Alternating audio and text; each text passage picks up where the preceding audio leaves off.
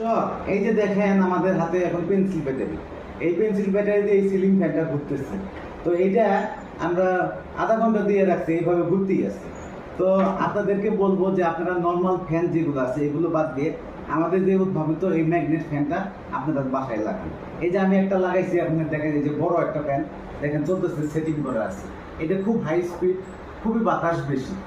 আর আপনাদের বাসায় যাদের বিদ্যুতের বিল আসতেছে তারা অনায়াসে এই ফ্যানের মাধ্যমে আপনারা কম বিদ্যুৎ বিলে চালাইতে পারবেন। এই যে দেখেন কোনো কানেকশন নাই, যে আমার হাতে নিয়ে দেখালাম, এই যে দেখেন। হ্যাঁ, তরুণ ভাই কোনো কানেকশন আছে? না, কোথাও কোনো কানেকশন নাই, এই পেন্সিল ব্যাটারি দিয়ে চলতেছে। হ্যাঁ, এই পেন্সিল ব্যাটারি।